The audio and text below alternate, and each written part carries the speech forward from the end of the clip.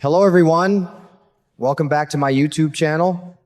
I have to tell you, the moment Joe mentioned that syringe, I stopped thinking about Cassius for a second. Sometimes it isn't the loud explosions or the big confrontations that grab my attention. It's one quiet little detail that suddenly makes everything feel upside down. A syringe filled with nothing but saline, that hit me harder than I expected. The way Lucas reacted told me everything I needed to know. He didn't hesitate or second guess himself. He knew immediately that something wasn't right. Britt had been living as if those injections were keeping her alive, helping her fight back against what she believed was happening to her. If those syringes contained only saline, then somebody wasn't treating her at all. Somebody was putting on a performance. I'll tell you what, that's the kind of twist that sticks with me long after the episode ends. It makes me wonder how many moments we've already watched without realizing they carried a hidden meaning.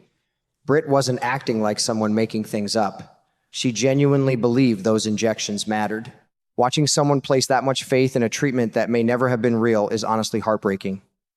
What really gets me is that this doesn't feel like a simple medical mistake anymore. No, sir. It feels planned.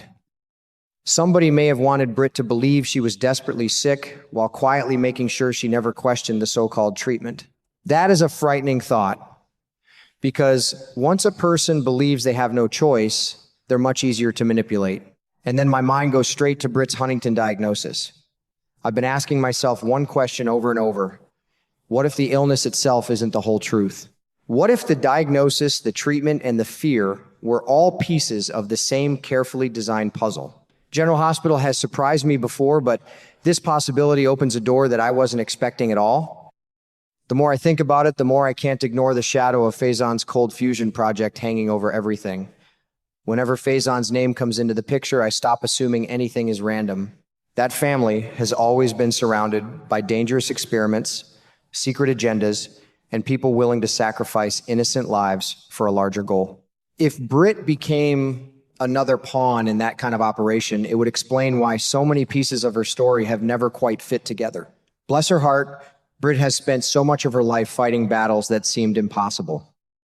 If she has been carrying the emotional weight of a disease while unknowingly receiving nothing but saline, then the tragedy isn't just physical, it's psychological. Imagine waking up every day believing your future is slipping away because someone else wanted you to believe exactly that. At the end of the day, I think this tiny clue could end up being one of the biggest reveals we've seen in months. A syringe that looks so ordinary may end up exposing years of lies, manipulation, and hidden motives. If that's where this story is heading, then I'm more convinced than ever that Britt's greatest enemy wasn't her illness. It was the person who convinced her that the illness controlled her life all along. I keep coming back to one thought, and the more I think about it, the harder it is to shake. This isn't just another mystery where one clue leads to another. It feels like we're finally seeing the edges of a trap that has been carefully built over many years. Looking back now, I almost wonder if Britt was never truly making her own choices. What if someone else had already arranged the path she would walk long before she realized she was on it? That's what makes the Huntington's diagnosis so incredibly important. For years, Britt lived under the belief that her future had already been written. Every difficult decision she made, every sacrifice she accepted, every moment she pushed people away because she thought she was protecting them. It all came from believing that this disease was slowly taking her life away. I remember watching those scenes and feeling sorry for her because the burden looked so real. She wasn't pretending, she genuinely believed the clock was ticking. But now this whole story has been turned upside down. If someone altered her medical records or manipulated the test results, then we're not talking about a simple lie, we're talking about someone stealing years of another person's life. That's about as cruel as it gets. A false diagnosis doesn't just fool someone for a day or a week. It changes how they love, who they trust, what dreams they chase, and even how they picture tomorrow. I'll tell you, that's a level of manipulation that makes my stomach turn. When I connect that possibility to Faison's cold fusion project, everything suddenly starts fitting together in a way that feels almost too believable. Faison was never the kind of man who only planned one step ahead. He always played the long game. He liked creating situations where people believed they were making their own decisions, when in reality, every option had already been arranged for them. That's exactly why I can't ignore the possibility that Britt's diagnosis wasn't an accident at all. It may have been another carefully placed piece on a chessboard. Then we see Liesel finally completing the prototype, and at almost the same time, Cullum's people are already preparing to transport the equipment and tie up every loose end. That sequence really caught my attention. It doesn't feel like separate stories running side by side anymore. It feels like several puzzle pieces sliding together at exactly the right moment. Whenever villains suddenly become organized and efficient, I start asking what they've been preparing for behind the scenes. And here's the question that keeps echoing in my mind. What if Britt's illness was never the real weapon? What if fear was? Fear has a way of controlling people more effectively than chains ever could. When someone believes they don't have much time left, they become desperate. They stop asking difficult questions. They take risks they normally wouldn't take. They convince themselves that almost any decision is acceptable if it might buy them another chance at life. I can absolutely imagine someone exploiting that kind of fear to steer Britt exactly where they wanted her to go. The more I think about it, the sadder this story becomes. Maybe Britt wasn't simply recruited because she was a brilliant scientist. Maybe she was carefully molded into becoming the perfect scientist for their project.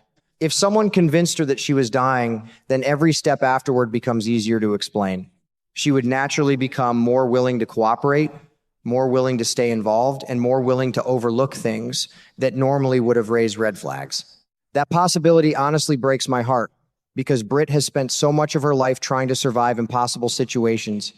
Through every setback, I always felt she was fighting against fate itself. Now I'm wondering if fate had nothing to do with it. Maybe she wasn't fighting destiny, maybe she was fighting a lie that someone else created for her.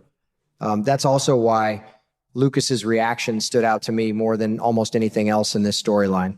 He didn't need a long speech. He didn't need dramatic music playing in the background. One small detail was enough.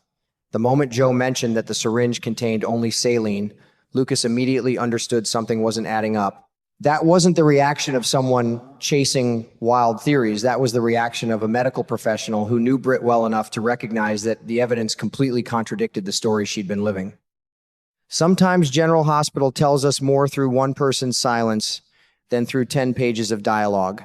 Lucas, stopping in his tracks, spoke volumes. It was almost as if his entire understanding of Britt's life collapsed in a single moment.